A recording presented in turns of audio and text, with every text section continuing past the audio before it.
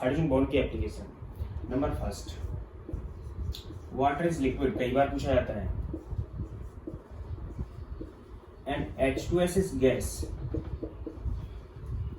At room temperature. Room temperature पे water एक liquid है और H2S एक गैस है।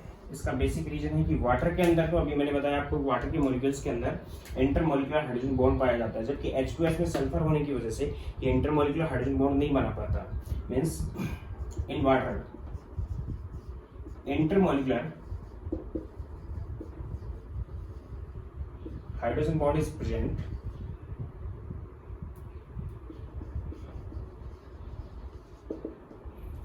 but in H2S intermolecular hydrogen bond is absent.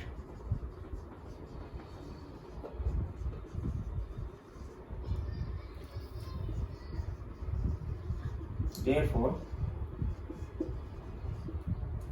इसलिए क्या होता है कि वाटर जिसका boiling point intermolecular hydrogen bond की वजह से बॉइलिंग पॉइंट बढ़ जाता है, जिसकी वजह से रूम टेम्परेचर पे लिक्विड होता है। Therefore, boiling point of H2O increased, water का बॉइलिंग पॉइंट क्या होता है, इंक्रीज होता है, and it present in liquid state at room temperature. जबकि सल्फर होने की वजह से यहाँ पे नहीं बन पाता, इसलिए सल्फर H2S है, वो एक गैस है रूम टेम्परेचर पे। Second, ice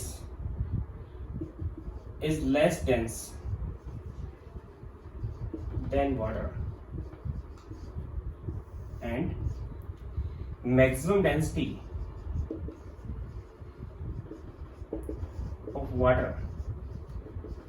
at 4 degree centigrade और 277 केल्विन। 4 डिग्री सेंटीग्रेड पे वाटर की डेंसिटी सबसे ज्यादा होती है और 277 केल्विन पे सबसे ज्यादा होती है, जबकि वाटर की डेंसिटी किससे, आइस से ज्यादा होती है और आइस की डेंसिटी कम होती है, जबकि आइस एक सॉलिड है।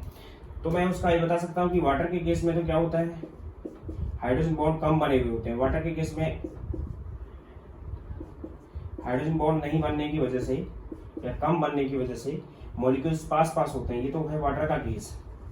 लेकिन अगर हम आइस का केस ले तो मैंने भी बताया कि आइस के केस में यहाँ हाइड्रोजन बॉन्ड बनेंगे और हाइड्रोजन बॉन्ड बनेंगे तो एक स्पेसिफिक डिस्टेंस आ जाएगी इनके बीच में। यहाँ पे आइस के केस में तो क्या होता है, टेट्राहेड्रल स्ट्रक्चर होती है और यहाँ पे जो हाइड्रोजन बॉन्ड बनते हैं उनकी एक डिस्टेंस होती है जो मैं आपको बता चुका हूँ। ये डिस्टेंस है, ये 177 पिकोमीटर है। इसी टाइप से ये डिस्टेंस भी कितनी है, 177, ये भी 177 है और यहाँ से यहाँ तक भी 177 पिकोमीटर है। यानी वाटर के मॉलिक्यूल एक फिक्स डिस्टेंस पे दूर दूर है, जबकि यहाँ पे हाइड्रोजन बॉन्ड की फॉर्मेशन नहीं हुई, तो इन दोनों मॉलिक्यूल्स के बीच में लेस डिस्टेंस है।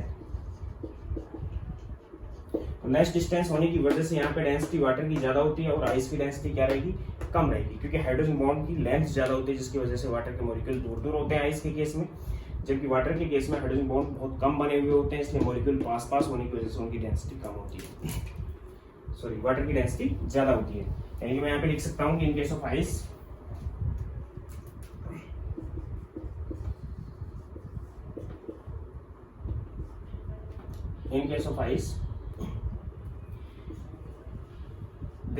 there are hydrogen bond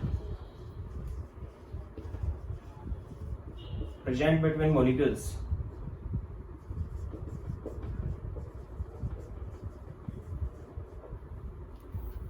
having a specific distance between molecules, but in case of water, water के केस में मॉलिक्यूल्स के बीच में हाइड्रोजन बॉन्ड बहुत कम होते हैं। Number of hydrogen bond between molecules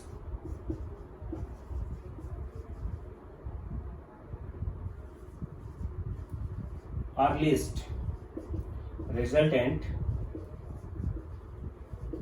water molecules having less distance and higher density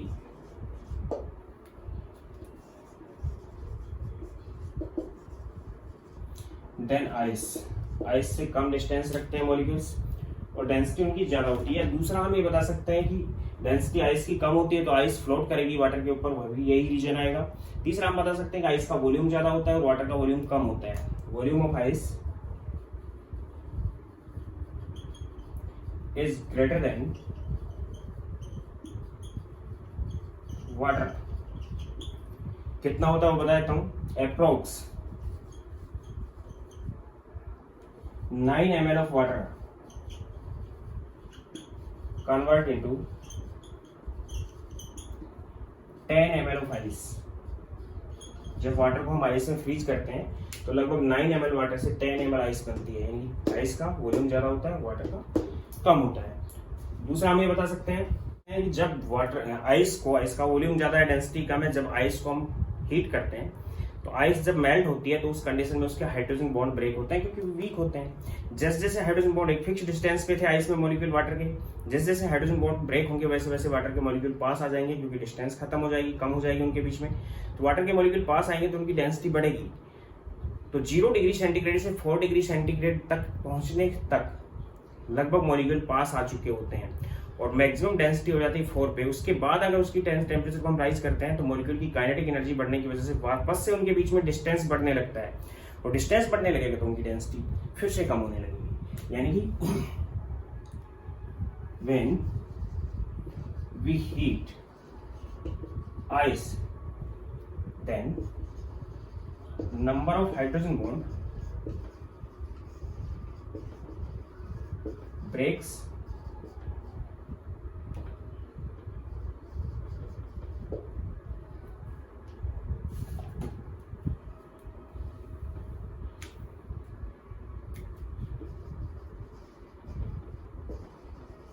and molecules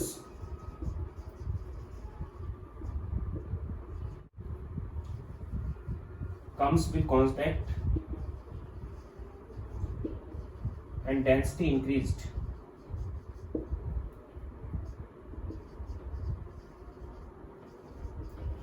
up to 4 degree centigrade or 277 Kelvin. After that, kinetic energy of molecules increased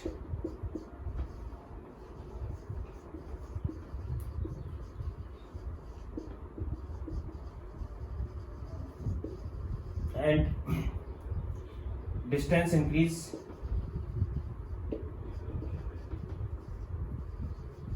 between them and density decreased.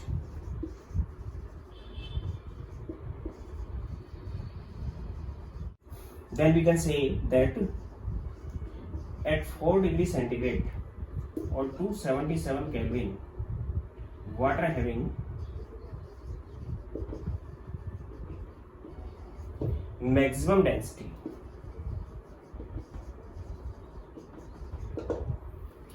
third,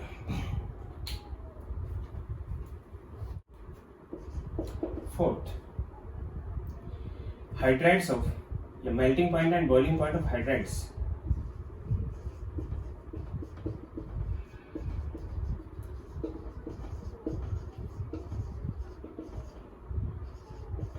of 15th, 16th and 17th group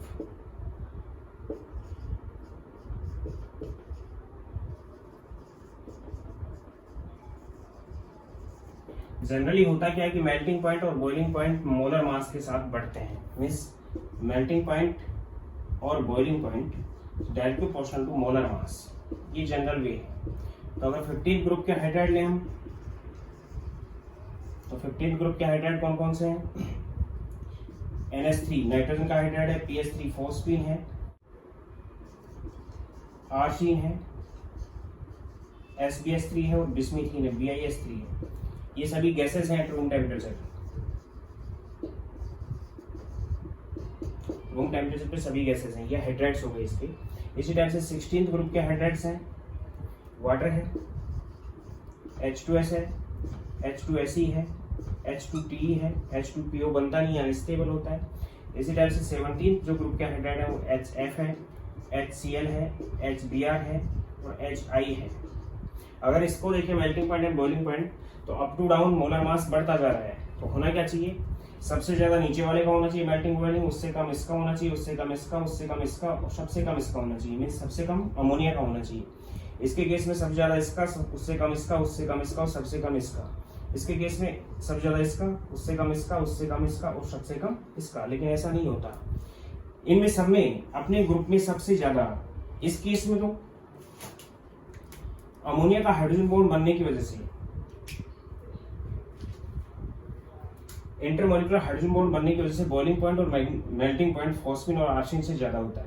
इसके case में water का इन सबसे ज्यादा होगा, इसके case में HF का इन सबसे ज्यादा होगा। यानी कंडीशंस क्या होंगी कि अमोनिया, वाटर और HF में इंटरमॉलिक्यूलर हाइड्रोजन बॉन्ड बनने की कंडीशन होती है, जिससे इनके बॉइलिंग पॉइंट और मेल्टिंग पॉइंट बढ़ जाते हैं, जबकि इनके अंदर ऐसा नहीं हो पाता क्योंकि हाइड्रोजन बॉन्ड यहाँ पे फॉर्मेट नहीं होता। तो यहाँ पे मैं लिख सकता हूँ, हाइड्राइड्स को हम इस टाइप से एक्सप्लेन कर सकते हैं कि हाइड्राइड हमारे पास कौन कौन से ग्रुप के, 14, 15, 16 और 17 ग्रुप के मैंने ग्राफ बना दिया यहाँ पे, 14, 15, 16 और 17 ग्रुप के लिए, जिनकी मैं बात कर रहा हूँ 15, 16, 17 की। तो अगर हम 14 ग्रुप की बात करें तो 14 ग्रुप में यहाँ पे मीथेन आएगा, सीरेन आएगा, SiH4 एंड SnH4। यानी रेगुलर मोलर मास बढ़ने के साथ साथ ये बढ़ेगा, कहीं कोई घटाई नहीं होगी। अगर हम ग्रुप के कौन से की बात करें, 15 ग्रुप की बात करें, ammonia, phosphine, arsine and stibine, SbH3। 16 group की अगर हम बात करते हैं तो वाटर का केस ये है, फिर H2S,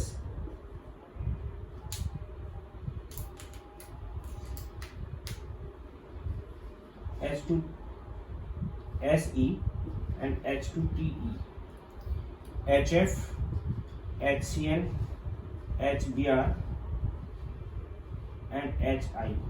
यानी कि HF अमोनिया और वाटर के केस में बढ़ना चाहिए रेगुलर, लेकिन इनका ज्यादा होता है अपने ग्रुप के हाइड्राइड्स से। अगर इसका केस की बात करें तो यहाँ पे जो है मीथेन, CH4, सीरेन है, SiH4, ये तो ग्रुप 14 है, GH4 एंड SnH4, इसमें तो रेगुलर बढ़ रहा है। कौन सी की बात कर रहा हूँ, बॉइलिंग पॉइंट की, और ये मेल्टिंग पॉइंट है। इसके केस में वाटर का 100 होता है, आप जानते हो। ये H2S है, कह सकते हैं रूम टेम्परेचर पे H2SE है और H2TO है। इस केस में अगर देखते हैं तो यहाँ से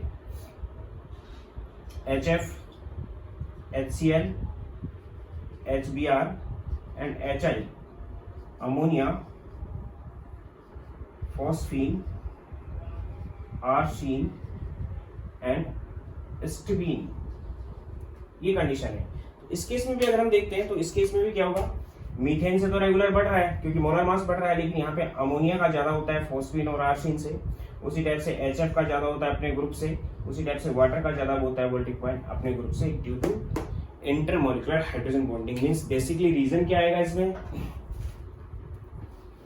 केस ऑफ ग्रुप 15 की अगर हम बात करते हैं तो सबसे कम मेल्टिंग पॉइंट की बात कर रहा हूं मैं पहले। सबसे कम जो मेल्टिंग पॉइंट होगा वो किसका होगा, फॉस्फीन का, PS3, फिर होगा आर्सिन का, ASH3, फिर होगा स्टिबीन का, SbH3।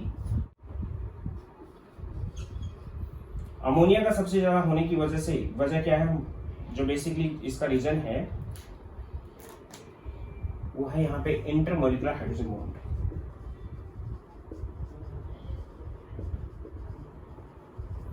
इसी टाइप से अगर बॉइलिंग पॉइंट की हम बात करें तो बॉइलिंग पॉइंट सबसे कम फॉस्फीन का है, फिर आर्सिन का है, फिर अमोनिया का है, फिर स्टिबीन का है और उसके बाद बिस्मिथीन का है। यानी कि अमोनिया का भी आर्सिन और फॉस्फीन से ज्यादा है। उसका भी बेसिक रीजन क्या है, इंटरमॉलिक्यूलर हाइड्रोजन बॉन्ड।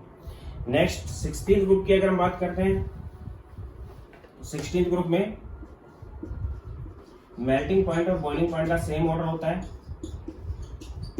सबसे कम मेल्टिंग पॉइंट और बॉइलिंग पॉइंट होता है H2S का, फिर H2SE का, फिर H2T का और सबसे ज्यादा होता है वाटर का। वाटर का सबसे ज्यादा होने का बेसिक रीजन क्या है कि यहाँ पे इंटरमॉलिक्यूलर हाइड्रोजन बॉन्ड प्रेजेंट है।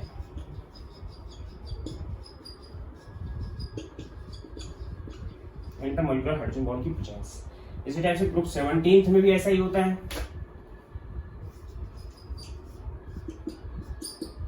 अगर मेल्टिंग पॉइंट और बॉइलिंग पॉइंट की बात करते हैं तो सबसे कम होता है HCl का, फिर होता है HBr का, फिर होता है HI का और फिर होता है HF का।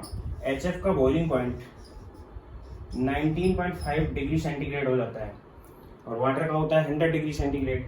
अब HF का इतना होता है यानी कि 19 डिग्री सेंटीग्रेड पर ये लिक्विड स्टेट में पाई जाती है रूम पे। और इसका ज्यादा आयन से होने का बेसिक रीजन है इंटरमोलिकुलर हाइड्रोजन बॉन्ड।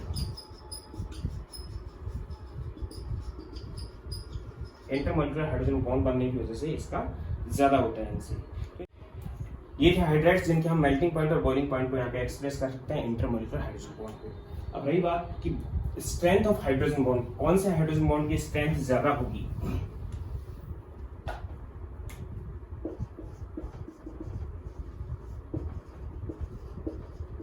तो हाइड्रोजन बॉन्ड की स्ट्रेंथ डिपेंड करती है कि इलेक्ट्रोनेगेटिविटी का डिफरेंस क्या आ रहा है। तो फ्लोरीन की केस में सबसे ज्यादा स्ट्रॉन्ग हाइड्रोजन बॉन्ड बनेगा, ऑक्सीजन के केस में उसमें कम और नाइट्रोजन के केस में उससे भी कम। यानी कि अगर फ्लोरीन और हाइड्रोजन के बीच में हाइड्रोजन बॉन्ड है या फिर ऑक्सीजन और हाइड्रोजन के बीच में हाइड्रोजन बॉन्ड है या फिर नाइट्रोजन और हाइड्रोजन के बीच में हाइड्रोजन बॉन्ड है, तो इसकी जो बॉन्ड एंथैल्पी आती है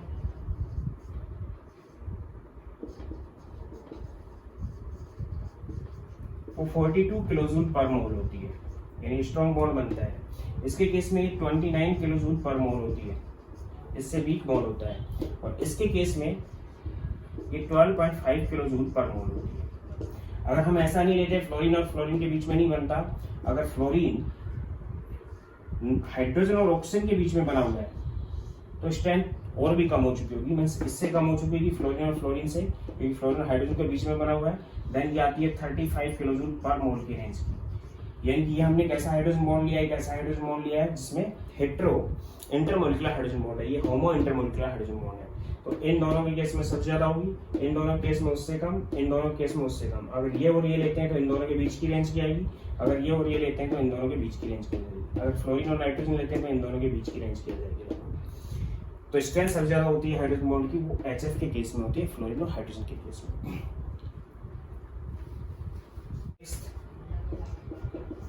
solubility of organic substances।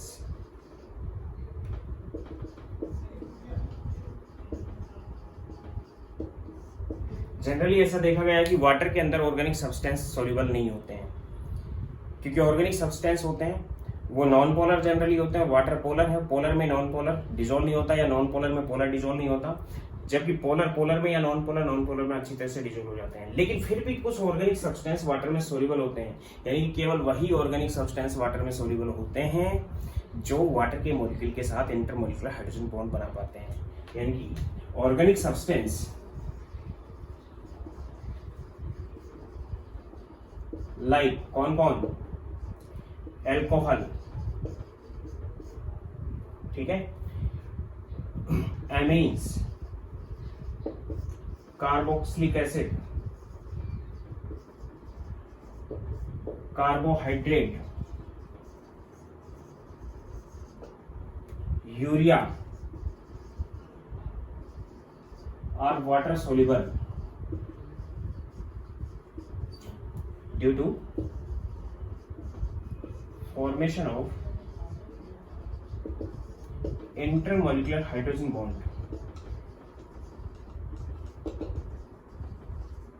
Between water. Intermolecular hydrogen bond with water, वो इंटरमोलिकुलर हाइड्रोजन बॉन्ड बनाते हैं वाटर के साथ। फॉर एग्जांपल एल्कोहल का मैंने बता दिया कि ROH बनाता है, एमीन्स में NH2 ग्रुप होता है इसलिए बना पाएगा, इसमें OH ग्रुप होता है इसलिए बना पाएगा, कार्बोक्सिलिक एसिड में COOH ग्रुप होता है, यानी कि ऑक्सीजन और हाइड्रोजन इसमें भी होती है तो ये भी बना पाएगा। और carbohydrates for example glucose, sucrose, चीनी जो होती है सुक्रोज होती है, ग्लूकोज C6H12O6 जिसमें OH ग्रुप होते हैं, सुक्रोज C12H22O11 जो भी कार्बोहाइड्रेट है, ये भी वाटर के साथ hydrogen bond intermolecular hydrogen bond बना पाते हैं इसलिए वाटर में सोल्यूबल होते हैं। जबकि कोई भी ऑर्गेनिक सब्सटेंस जैसे मीथेन है, इथेन है, प्रोपेन है, ब्यूटेन है, पेट्रोल है, डीजल है, ये सब वाटर सोल्यूबल नहीं होते क्योंकि ये वाटर के मॉलिक्यूल के साथ इंटरमोलिकुलर हाइड्रोजन बॉन्ड नहीं बना पाते हैं। यूरिया है जिसको हम फर्टिलाइजर के रूप में यूज करते हैं। यूरिया का एक मॉलिक्यूल ये है NH2CO NH2।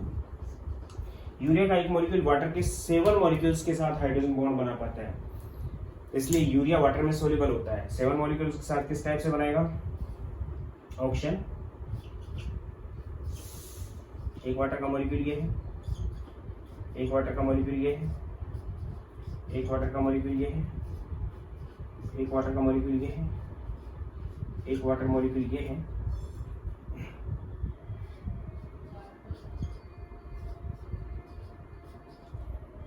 One 2 3 4 5 6 and 7 molecules के साथ हाइड्रोजन बॉन्ड बनाता है। इसको मैं इस टाइप से शो कर रहा हूँ। हाइड्रोजन बॉन्ड जो बनेंगे वो यहाँ बनेंगे ऑप्शन और इसके बीच में हाइड्रोजन बॉन्ड आ गए, यानी एक हाइड्रोजन बॉन्ड यहाँ आएगा 1, एक यहाँ आएगा 2, एक यहाँ आएगा 3, एक यहाँ आएगा 4, एक यहाँ आएगा नाइट्रोजन के साथ, एक यहाँ पे आएगा नाइट्रोजन के साथ, एक यहाँ पे आएगा, एक यहाँ पे आएगा। ये 7 मॉलिक्यूल्स वाटर के यूरिया के एक मॉलिक्यूल के साथ हाइड्रोजन बॉन्ड बना पाते हैं, इसलिए यूरिया वाटर में अच्छी तरह से डिसॉल्व हो जाता है। इसी तरह से मैं एग्जांपल दूं कि जैसे कॉटन के, हमारे पास कोई कपड़े हैं, कॉटन के कपड़ों को हमने भिगोया, वॉश किया और सुखा दिया, और जो आर्टिफिशियल कपड़े हैं उनको भी हमने भिगोया, वॉश किया और सुखा दिया। तो आर्टिफिशियल जो कपड़े होंगे वो जल्दी सूख जाते हैं, कॉटन के कपड़े कुछ टाइम लगा देते हैं, क्योंकि कॉटन के कपड़े के अंदर सेल्यूलोज प्रेजेंट होता है। सेल्यूलोज वाटर के मॉलिक्यूल के साथ हाइड्रोजन बॉन्ड बना पाता है, इसलिए वाटर के मॉलिक्यूल वहां से जल्दी वेपोराइज नहीं हो पाते हैं। ये जनरल वे है। या फिर हम ये कहें कि एक ग्लास की ट्यूब है, उस ग्लास की ट्यूब में हमने क्या किया, पानी फ्लो करवाया, वाटर फ्लो करवाया, तो वाटर के कुछ पार्टिकल ग्लास की ट्यूब के अंदर चिपक जाते हैं। उनको साफ करने के लिए हम ऊपर से एल्कोहल या फिर एसीटोन का फ्लो करवाते हैं। तो एल्कोहल और एसीटोन के साथ वाटर के पार्टिकल हाइड्रोजन बॉन्ड बना के सीधे फ्लो किया, जब बाहर आ जाते हैं, तो ग्लास ट्यूब को साफ करने के लिए हम एल्कोहल या फिर एसीटोन यूज कर लेते हैं। हाइड्रोजन बॉन्ड की एप्लीकेशन है। 7th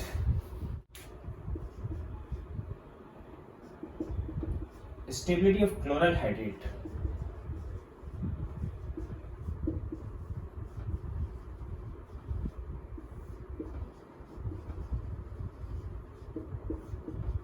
होता क्या है कि अगर एक कार्बन के ऊपर 2 OH ग्रुप जुड़ जाते हैं, 4 वैलेंसी होती है कार्बन की, कार्बन के ऊपर कितने ग्रुप जुड़े हुए? 2, then it is unstable always.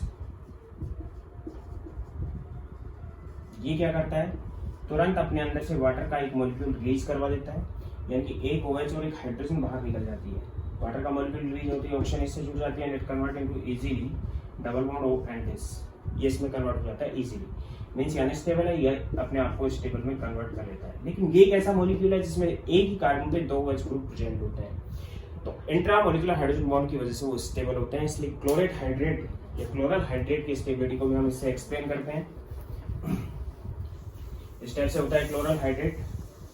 यहाँ पे कार्बन है, यहाँ पे कार्बन है, एक OH ग्रुप यहाँ जुड़ा हुआ है, इस पे एक OH ग्रुप यहाँ जुड़ा हुआ है, एक हाइड्रोजन है, कार्बन की 4 वैलेंसी है।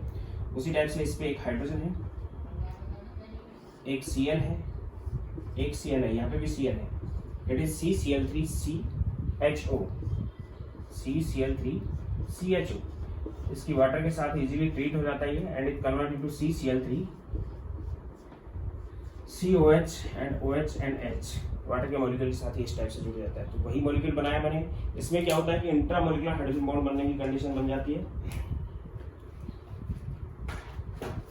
इंट्रा मॉलिक्यूलर हाइड्रोजन बॉन्ड यहाँ पे बनता है, यहाँ पे भी क्लोरीन पार्टिसिपेट करता है। इंट्रा है, ऑक्सीजन और क्लोरीन के बीच में हाइड्रोजन आ गया, उसी टाइप से ऑक्सीजन और क्लोरीन के बीच में हाइड्रोजन आ गया, यानी कि इसकी एरो टाइप स्ट्रक्चर हो जाती है, एरो टाइप स्ट्रक्चर हो जाती है। और एरो टाइप स्ट्रक्चर की वजह से इंट्रा मॉलिक्यूलर हाइड्रोजन बॉन्ड बनने की वजह से स्टेबल है।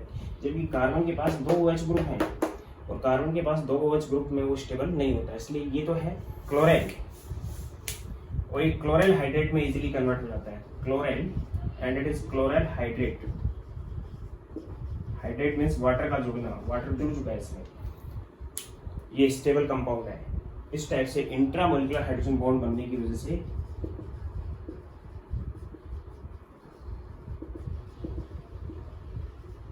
स्टेबल है, जबकि कार्बन के पास यहाँ पे 2 OH ग्रुप है। 7th, 8th. Stability of KHF2, ध्यान दे लेना, KHF2 बनता है KHCl2 और KHBr2 नहीं बनते हैं। ये क्यों बनता है वो ध्यान देना। इंटरमोलिकुलर हाइड्रोजन बॉन्ड बनेगा। एक तो आपके पास है K पॉजिटिव है एंड F नेगेटिव है, KF, एंड एक है HF, KF प्लस HF दोनों आपस में मिलके and it convert into KHF2। Condition ये होती है कि K प्लस और F माइनस में KF और HF में कोवलेंट बॉन्ड बना हुआ है। यहाँ पे इन दोनों के बीच में हाइड्रोजन बॉन्ड बन जाता है। देन कंपाउंड फ्लोरीन और फ्लोरीन के बीच में हाइड्रोजन बॉन्ड बनता है। कंपाउंड इस टाइप से कन्वर्ट हो जाता है K positive and F minus hydrogen bond and H and F, ये नेट पे नेगेटिव चार्ज आ जाता है। अब यहाँ पे ये देखा जाता है कि ये जो हाइड्रोजन बॉन्ड है ये सबसे ज्यादा स्ट्रॉन्गेस्ट हाइड्रोजन बॉन्ड है अभी तक बने हुए सभी हाइड्रोजन बॉन्ड में।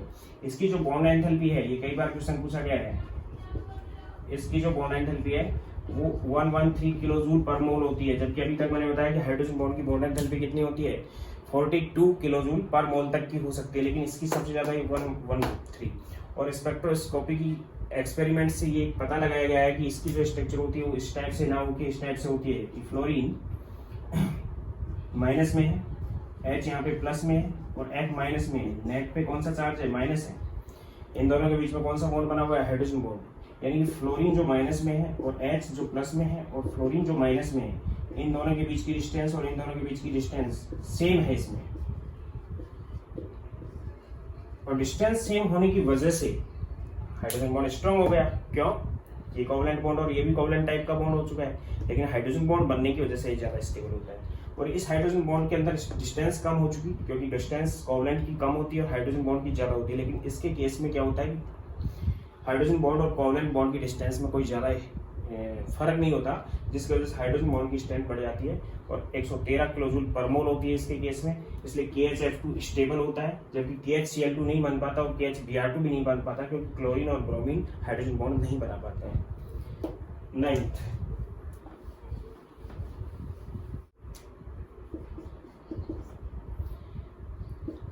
boiling point of para-nitrophenol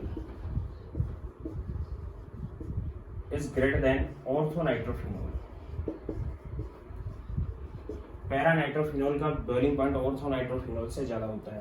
para का मतलब 1,4 पोजीशन, ये OH ग्रुप है और ये NO2 है, ये पैरानाइट्रोफिनोल है और ये ऑर्थोनाइट्रोफिनोल है,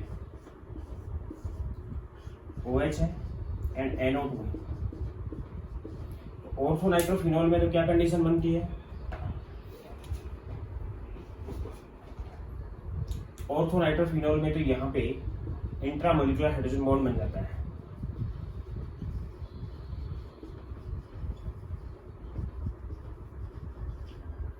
किसमें ऐसा, ऑर्थोनाइट्रोफिनोल में।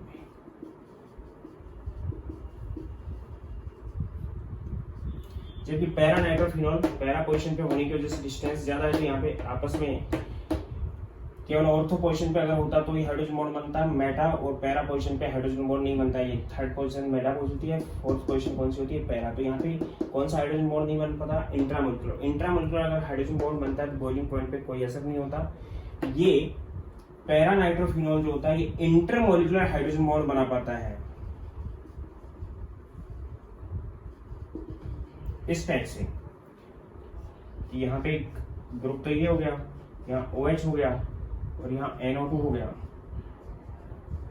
और एक ग्रुप ये हो गया, यहाँ OH हो गया और यहाँ NO2 हो गया। ऑर्थोनाइट्रोफिनोल का एक मॉलिक्यूल ये है, सॉरी पैरानाइट्रोफिनोल का एक मॉलिक्यूल ये है, पैरानाइट्रोफिनोल का वो 2 मॉलिक्यूल हो गए। तो यहाँ पे कौन सा बॉन्ड बनने की सिचुएशन है, इंटरमोलिकुलर हाइड्रोजन बॉन्ड। तो इंटरमोलिकुलर जो हाइड्रोजन बॉन्ड बनता है वो पैरानाइट्रोफिनोल में बन पाता है और और इसमें बनता है इंट्रामोलिकुलर हाइड्रोजन बॉन्ड बनने पर बॉइलिंग पॉइंट पे कोई असर नहीं होता, जबकि इंटरमोलिकुलर हाइड्रोजन बॉन्ड बनने पे बॉइलिंग पॉइंट बढ़ जाता है। इसलिए जो पैरा नाइट्रोफिनोल है उसका बॉइलिंग पॉइंट ज्यादा होता है ऑर्थो नाइट्रोफिनोल से। इनके जो बॉइलिंग पॉइंट की रेंज होती है, इसका जो बॉइलिंग पॉइंट होता है 210 डिग्री सेंटीग्रेड और इसका होता है 270 degree centigrade. Reason mean hydrogen bond formation. 10th,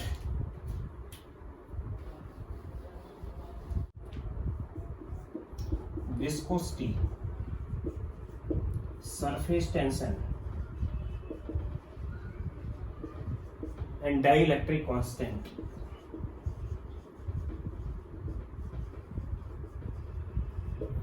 dielectric constant मैं पहले बता चुका हूं आपको। विस्कोसिटी क्या होती है कि कोई भी लिक्विड है वो फ्लो कर रहा है तो कितना स्लो फ्लो कर रहा है। जैसे हनी है और वाटर है, तो honey is more viscous than water क्योंकि उसमें इंटरमोलिकुलर फोर्सेज ज्यादा है, जबकि वाटर में इंटरमोलिकुलर फोर्सेज कम है। इसलिए जिसकी इंटरमोलिकुलर फोर्सेज ज्यादा होते हैं उनकी विस्कोसिटी ज्यादा होती है, उनकी सरफेस टेंशन ज्यादा होती है। और डाइलेक्ट्रिक कांस्टेंट भी हाइड्रोजन बॉन्डिंग पे ही डिपेंड करता है। तो हाइड्रोजन बॉन्ड जिनमें ज्यादा बनने की कंडीशन होती है उनकी विस्कोसिटी और सरफेस टेंशन ज्यादा होते हैं। Means viscosity and surface tension is directly proportional to number of hydrogen bonds। and dielectric constant भी ऐसा ही है। dielectric constant is directly proportional to number of hydrogen bonds। जितने ज्यादा हाइड्रोजन बॉन्ड बनेंगे उतना ही डाइलेक्ट्रिक कांस्टेंट ज्यादा होगा। तो viscosity, surface tension, number of hydrogen bond पर डिपेंड करता है। फॉर एग्जांपल हम अगर वाटर लेते हैं, वाटर की कंडीशन ये है O and H and H and O and C2H5 and OH, यानी कि एक हाइड्रोजन को हमने किससे हटा दिया, C2H5 से रिप्लेस कर दिया। या फिर हम दोनों ही हाइड्रोजन को C2H5 से रिप्लेस कर दें, तो यहाँ पे जो दोनों हाइड्रोजन दो हाइड्रोजन बॉन्ड बना पाएंगी, यहाँ पे एक को हटा दिया तो केवल एक ही बना पाएंगी और यहाँ पे दोनों ही नहीं बन पाएंगी। It is diethyl ether, it is ethanol या ethyl alcohol and it is water. तो वाटर के केस में विस्कोसिटी, सरफेस टेंशन और डाइलेक्ट्रिक कांस्टेंट ज्यादा होगा क्योंकि ज्यादा बना पाएगा। इसके केस में उससे कम होगा और इसके केस में उससे भी कम होगा। वाटर का जो डाइलेक्ट्रिक कांस्टेंट है वो 81 होता है, जबकि इसका आधे से भी कम हो जाता है, 32 हो जाता है। और इसका बहुत कम होता है विच इज 5.3। सॉल्वेंट का डाइलेक्ट्रिक कांस्टेंट होता है। तो ये लिक्विड स्टेट में होते हैं, इसका डाइलेक्ट्रिक कांस्टेंट कम रहेगा, इसका उससे ज्यादा रहेगा, इसका उससे भी ज्यादा रहेगा। इसी टाइप से अगर हम बात करें ग्लिसरॉल,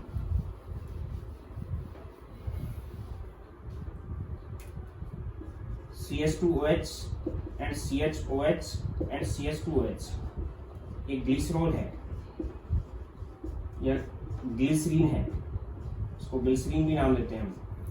इसी टाइप से CH2OH एंड CH2OH दो OH ग्रुप है which is glycol, ethylene glycol.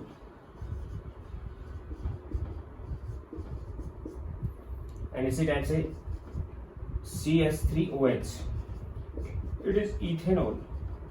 इसमें एक OH ग्रुप है, इसमें दो OH ग्रुप है, इसमें तीन OH ग्रुप है।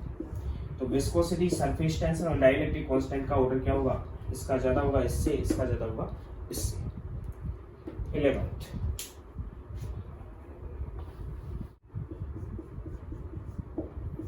एसिडिक नेचर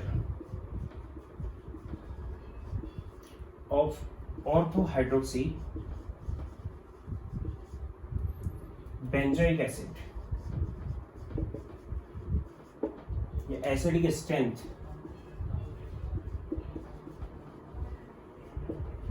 हम देख सकते हैं।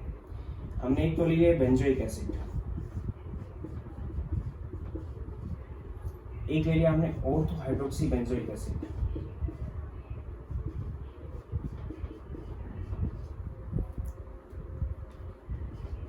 एक ले लिया हमने मेटा हाइड्रोक्सी बेंजोइक एसिड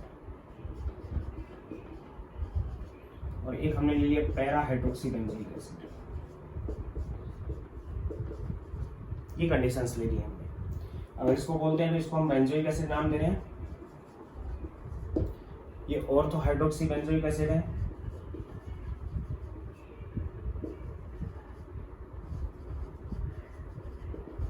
ये मेटा हाइड्रोक्सी बेंजोइक एसिड है, एम हाइड्रोक्सी बेंजोइक एसिड, और ये पैरा हाइड्रोक्सी बेंजोइक एसिड है। अगर हम कंडीशन देखते हैं इसकी, तो इसमें इंटरमोलिकुलर हाइड्रोजन बॉन्ड बनने की कंडीशन है। इंट्रामोलिकुलर हाइड्रोजन बॉन्ड यहाँ पे बनेगा, तो ये सबसे पहले अपने हाइड्रोजन को रिलीज करेगा and convert into stable ion O and H and C double bond O and O negative. यहाँ पे नेगेटिव चार्ज आ जाएगा, जैसे ही H प्लस को बाहर निकालेगा यहाँ से, तो ऑक्सीजन पे नेगेटिव आएगा। और अगर ऑक्सीजन पे नेगेटिव चार्ज आता है तो यहाँ पे स्टेबल इंट्रामोलिकुलर हाइड्रोजन बॉन्ड बनता है, इंट्रामोलिकुलर हाइड्रोजन बॉन्ड। तो सबसे ज्यादा एसिडिक ये हो गया, क्योंकि इसकी प्रॉपर्टी बनती है, स्ट्रॉन्ग एसिड हो जाता है। इसकी प्रॉपर्टी बनती है कि हाइड्रोजन आयन को जल्दी रिलीज करे, ताकि यहाँ पे नेगेटिव चार्ज आए, और नेगेटिव चार्ज हाइड्रोजन बॉन्ड जल्दी बना पाएगा, स्ट्रॉन्ग हाइड्रोजन बॉन्ड बना पाएगा, क्योंकि चार्ज कौन सा उसके ऊपर नेगेटिव है, intermolecular hydrogen bond. OH group एक डोनर ग्रुप होता है, डोनर ग्रुप होने की वजह से भी इसकी एसिडिक नेचर ज्यादा होती है। तो सबसे ज्यादा एसिडिक तो ये हो गया, मैं ABCD के बारे में बता देता हूँ। ये A है, ये B है, ये C है और ये D है। तो सबसे ज्यादा जो एसिडिक है वो B है, फिर है A, फिर है C, और सबसे कम हो जाएगा D, क्योंकि D के अंदर डिस्टेंस बढ़ गई, तो उस कंडीशन में ये हाइड्रोजन को जल्दी रिलीज नहीं करेगा। ये डिस्टेंस कम होने की वजह से हाइड्रोजन को जल्दी रिलीज कर देता है, और भी कम होने की वजह से इसमें इजीली कन्वर्ट हो जाता है, और यहाँ पे OH ग्रुप नहीं है, इसलिए इसकी एसिडिक नेचर B से कम होती है। तो सबसे ज्यादा B हो जाएगा, उससे कम A, फिर C, फिर D। इसी टाइप से डाइमराइजेशन हो सकता है।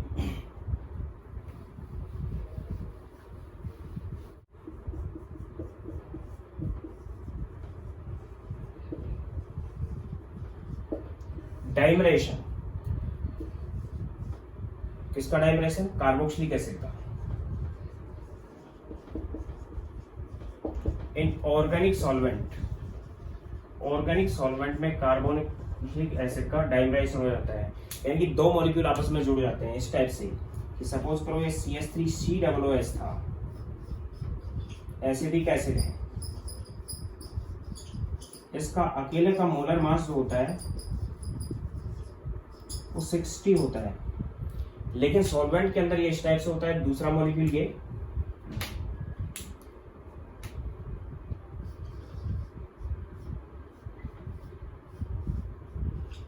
कार्बोक्सिलिक एसिड है। तो यहाँ पे ऑक्सीजन और ऑक्सीजन के बीच में हाइड्रोजन आ गया, तो यहाँ पे इंटरमोलिकुलर हाइड्रोजन बॉन्ड बनता है, इंट्रामोलिकुलर, और यहाँ पे भी इंट्रामोलिकुलर हाइड्रोजन बॉन्ड बनता है सॉल्वेंट में, और ये डाइमराइज हो जाता है, यानी दो मॉलिक्यूल आपस में जुड़ जाते हैं और पूरा एक मॉलिक्यूल की तरह बिहेव करता है। और डाइमराइजेशन के बाद इसका जो मोलर मास आता है प्रैक्टिकली, वो मोलर मास 120 आने लगता है। 120 आने का मतलब दो मॉलिक्यूल आपस में जुड़ चुके हैं। तो कार्बोक्सिलिक एसिड जब ऑर्गेनिक सॉल्वेंट में डिसॉल्व होते हैं तो दो मॉलिक्यूल आपस में इस टाइप से इंट्रामोलिकुलर हाइड्रोजन बॉन्ड से जुड़ जाते हैं। कौन सा हाइड्रोजन बॉन्ड है? इंट्रामोलिकुलर।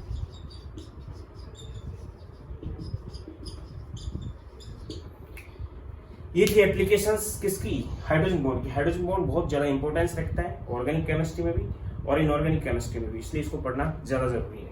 हाइड्रोजन बॉन्ड दो टाइप के होते हैं, बता दिया आपको क्या क्या डिफरेंसेस होता है, और हाइड्रोजन बॉन्ड की एप्लीकेशंस क्या है कि कहाँ कहाँ पे लागू होगा, किसने इसको डेवलप किया था और ये किस टाइप का बॉन्ड होता है। समझ आ गया होगा। चैप्टर यहाँ पे कंप्लीट हो चुका है। लाइक करें, सब्सक्राइब करें और शेयर जरूर कर दें। Thank you.